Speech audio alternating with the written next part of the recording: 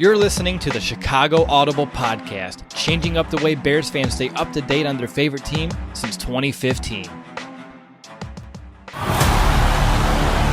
Now get ready,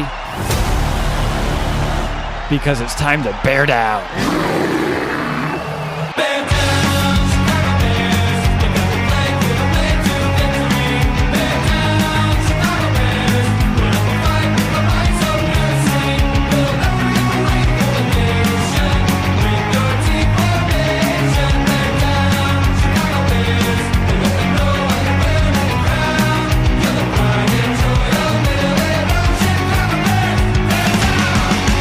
Welcome back, Bears fans, to another episode of the Chicago Audible. I'm your host for today, William Ingalls, and the Bears did their job at Mile High last week, going 1-0 for Week 2, knotting them up at 1-1. They have a primetime date coming up against the Washington Redskins, and we're going to break down the 5 key matchups to accomplish the job of going 1-0 in Week 3 and putting them at 2-1 on the season in prime position to make another run at the playoffs. So without further ado, let's kick it off with matchup number 1, Akiem Hicks versus Brandon Scherff, the two-time Pro Bowl guard for the Washington Redskins, for an offensive line that's really kind of been suspect for the last few years. Scherff has really kind of been that stabilizing force. Really think about Kyle Long for the Bears for a long time is kind of what I compare Scherff to for the Washington Redskins. So Akiem Hicks, I think a lot of us make the mistake of thinking of him as almost a pure pass rusher. For just the pure volume he ends up getting to opposing quarterbacks, that's really not what his job title is within a 3-4 defense. That defensive end is really supposed to just be a stalwart gap defender. And Akiem Hicks has been that and then some. But for this week, it's going to be all about stuffing Brandon Scherff because you know the Washington Redskins, they're going to want to try to protect Case Keenum. They know what he is. He's kind of a game manager quarterback. And for game managers, you want to be able to set up the play action and really take advantage when you do pass. You're really trying to control the clock for the majority of the game, though. So really stuffing that run to begin with. We talked about this last week for the Denver Broncos attack, and it really worked to effect. They made Joe Flacco try to beat the Bears, and until that last 2 minutes when he started targeting Emmanuel Sanders more, I mean, they were really successful for the majority of the game. So it's really going to be another blueprint like that, at least on the defensive side, to start things off for the Chicago Bears. Akiem Hicks versus Brandon Scherff. Huge for the point of attack, huge for the running game of the Washington Redskins, whether or not they're going to be able to get Adrian Peterson going on the ground to start this primetime Monday night matchup. On to matchup number 2, we have right tackle for the Chicago Bears, Bobby Massie versus pass rush specialist for the Washington Redskins, Ryan Kerrigan.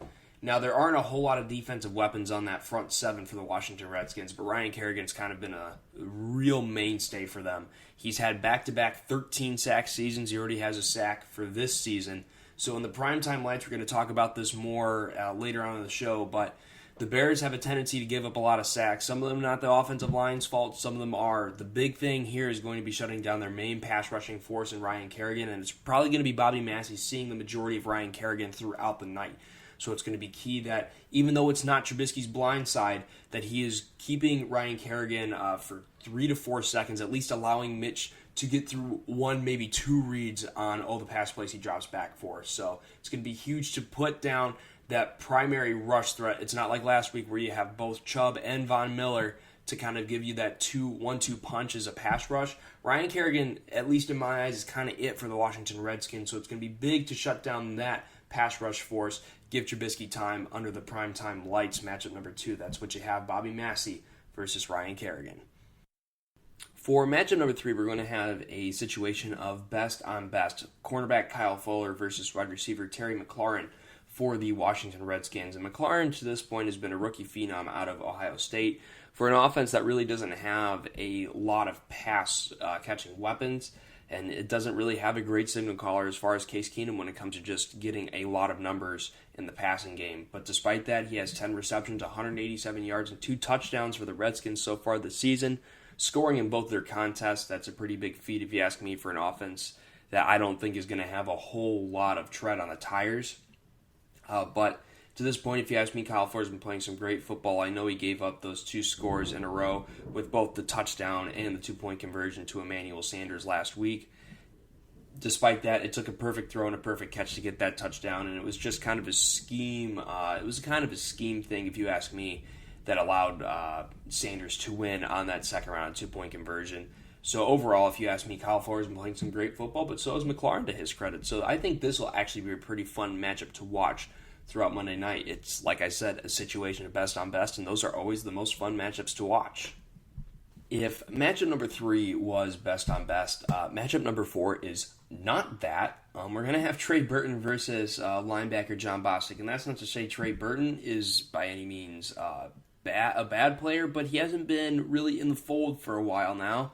You know, you're talking about a tight end who is being paid about $8 million a year, really hasn't played a big role since that New England game last year. We had over 100 yards and a touchdown. So he hasn't been that security blanket for Mitch. And one thing that I think has been really glaring in Chicago's offensive attack is they don't attack the middle of the field like they used to throughout that middle stretch of 2018 where the Bears were really successful on offense, putting up about 24 points a game. We haven't seen that approach in a while, and I think a lot of that has to do with Trey Burton kind of declining and tailing off towards the end of last year, and as probably a little bit of confidence with Trubisky as well. Now, Trey Burton, one of the two people who'd be going against across the middle of the field is a familiar face to Bears fans, especially longtime fans, is John Bostic, a former second-round pick of the team. Now, when I say last matchup was best on best and this one is not, John Bostic, let's just recap a little bit of his Bears career. I'm sorry to any of you who might get PTSD from remembering these days, but John Bostic lost a linebacker competition to Shea McClellan, who was converted from a pass rusher, and Christian Jones. For goodness sake, how can you... I don't think I need to say anything more than that. Trey Burton should be eating John Bostic's lunch all game. And honestly, the Bears need to restore that middle of the field attack because honestly, that's where we see Trubisky at his most comfortable. You go back to his 2017 tape where they aren't letting him throw the ball a whole bunch to begin with. The most comfortable he looks are those deep strikes to, at the time, Adam Shaheen. I mean, he looked really comfortable. I go back to that second Lions game at Soldier Field. Correct me there. I believe it's the first game that they played at Soldier Field, but he looks really comfortable targeting Shaheen in that game across the middle of the field. And even when they had Dontrell Edmond running some posts at that point in the season, Kendall Wright, yeah, I know it's hard to remember these names, but I mean, it was those routes across the middle of the field that Trubisky looked really comfortable just putting his back foot in the ground on a 3-step or a 5-step drop and really firing that ball, which is something we haven't really just seen him look comfortable throwing a ball this year. I think restoring that attack to the middle of the field will help, and I think Trey Burton taking advantage of a player like John Bostic is exactly the way to do that. But we only just started talking about Trubisky here because he is going to be our game breaker, our most important matchup. It's going to be Trubisky versus the primetime lights. And I mean, here's the thing, is that Trubisky in primetime, not exactly a lot to write home about to this point. In 7 games in the primetime light, so we're talking about most of them being last season, but we have one in his 2017 season, and of course the stinker that start this year. Throughout those 7 games, he has completed 148 passes out of 243 attempts for 1,315 yards, 6 touchdowns to 9 interceptions, and 16 sacks. So you average that out, that is 61% completion, which is pretty good, but you also have to understand that a lot of these have been safe throws for the most part. 187 yards per game, I think, is one of the biggest issues here, aside from the glaring touchdown to interception ratio. 187 yards per game, you're just not moving the ball enough during the game. And even when the Bears were rolling last season, they didn't have a huge rushing contingent last year. Obviously, Jordan Howard's woes were well documented. Tariq Cohen had a few big chunk plays, but it's not like they were running him like a bell cow. And other than that, they really didn't have a lot to work with at the running back position. So when you think about it, these primetime games have really kind of been a struggle for Trubisky. And if you think about his very best primetime outing, it's the playoff game. His playoff game, he was 26 for 43, 303 yards, a touchdown, and no picks. And that's the best we've seen of Trubisky in the primetime light. And honestly, most of that was the fourth quarter. And that's where you really saw Trubisky be comfortable. He wasn't thinking. He was just playing the game. He was trusting his receivers. And for the most part, when you watch him play primetime, a game that I always went back to was the first game he ever played in primetime, and that was against the Vikings, where he was 12 of 25, 128, 1 touchdown, 1 pick. And it came to the point where the ball was in Trubisky's hands to go on, I believe, a game-tying drive or potentially a game-winning drive. Either way, it was one of those two scenarios. The ball was in his hands and the game was still in reach. And you could see it in his eyes that he just was not comfortable. Then we saw it week 1 against the Packers where they had the ball in their hands and a field goal would win the game. And you saw his eyes and you almost just knew immediately that the Bears weren't going to win that game. So it's all about, pardon me, if you can't tell, I've been dealing with a little bit of a sickness, but the matchups must go on as the game must go on.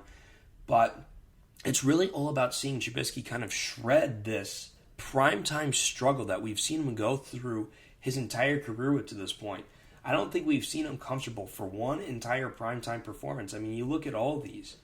You look at his 2017 Vikings game. Obviously, that was his first career start, so you give him a little bit of leeway. His first game against the Packers, he starts off strong, but he doesn't score a touchdown through the air. He rushes one in. But, 171 total passing yards. That's, again, you're just not moving the chains enough. And that really showed at the end of the game. They weren't able to move the ball and bleed out the time enough. Rodgers got back in. You look at his Seattle Seahawks game. The next week, he was on Monday Night Football. 2 touchdowns, 2 picks. And, honestly, he should have had a lot more. There were a lot of throws that just went through the hands of the defenders, kind of a similar story to the Green Bay game, where the Green Bay game this year, I beg your pardon, where he had 1 pick, but man, he probably should have had 3. Yeah, the next game, I believe, is against the Vikings on Sunday Night Football last year, where God bless Cody Parkey, he actually had a good game, but that's 1 touchdown and 2 picks, and one of those picks were just really bad. Sometimes you just got to hope that Trubisky really sheds this primetime light discussion that we've been really having with this quarterback from the moment we've had him. For his first start, looked rough in the primetime light, and now we're just hoping that he can shed that against a Redskins team that really doesn't have a secondary to write home about. So the situation is here for Trubisky to really get his season back on track. It's just the question of whether or not he can shed these primetime jitters that he's had, except for all of his career, except for the fourth quarter of the playoff game against the Eagles. Now that we've gone through our 5 key matchups, it's time to go back through, and I'm going to give you an idea of who has the advantage in each of these matchups. So back to matchup number 1, Akeem Hicks versus Brandon Scherff. I'm giving this one to Akeem Hicks. He's been a monster ever since he's been in Chicago. I think he's going to continue to not only hold down his gap and run support, but I think he's still going to make a few big plays in the pass game as well. That's just how Akeem Hicks does. So I got to roll with my guy, Akeem Hicks. I don't see the train stopping anytime soon, so advantage Chicago Bears. On to matchup number 2, Bobby Massie versus Ryan Kerrigan. I'm not sure if this is all going to be on Massie, but I do see Kerrigan getting home at least once on Monday night. It's not, like I said, this might be a product of Mitchell Trubisky holding the ball too long, but that's going to be a matchup that no matter what is going to go on Ryan Kerrigan's side, whether or not he gets on the stat sheet. That's just one I see coming at least at some point. I see some splash play coming from Kerrigan, so I'm going to have to give him the matchup. Knotted up 1-1 for matchups. Now on to Kyle Fuller versus Terry McLaurin. I'm going to give this one to the vet, Kyle Fuller. He's played really well this season. 1 or 2 plays has gone against him, but overall I think Fuller has been the better of each of his matchups versus Davante Adams and even Emmanuel Sanders, despite the fact he gets that late touchdown. That was a perfect throw. That wasn't anything on the coverage for Kyle Fuller. He's going to get this matchup. Bears now up 2-1 in matchups. Now to Trey Burton versus John Bostic. This is one where the talent definitely favors the Chicago Bears. It's just whether or not Matt Nagy and Trubisky end up taking advantage of this matchup where they clearly have the advantage in talent. So until they prove me wrong of not going after John Bostic, I'm going to give this matchup to the Bears because it's one that clearly aligns in their favor. And that brings us to matchup number 5, our game breaker, Trubisky versus the primetime lights. And this is honestly going to be one that until I see Trubisky conquer the primetime lights for a full game, I got to take the primetime jitters, getting the best of him again. And even though that gives the Bears a 3-2 win as far as matchups are concerned, we're going to see a lot of these games be closer than they should, even when the Bears have a clear advantage in overall talent, until their signal caller feels comfortable for a full game and acts like that for a full game. I mean, we're going to have games like we saw against Denver, games like we saw a few last year that were one-score games that had no business being one-score games. So that's going to be how it is until Trubisky finds that groove that he had against the Lions at Soldier Field last season, against Tampa Bay last season, until he's feeling comfortable throughout the entirety of a game, especially under the primetime lights. we're going to see a lot of these games continue to be one score, continue to be a little bit sloppy, and at times hard to watch. So I'm giving this one to the primetime lights. I hope Trubisky can prove all of us wrong this week, but until that point, we got a 3-2 matchup in favor of the Chicago Bears. We'll see how it goes on Monday night primetime lights. Can't wait for it. Monday Night Football is always a special time, and can't wait to share with all your reactions and hopefully a victory Tuesday on our way. Until next time, though, bear down, Chicago. Bear down!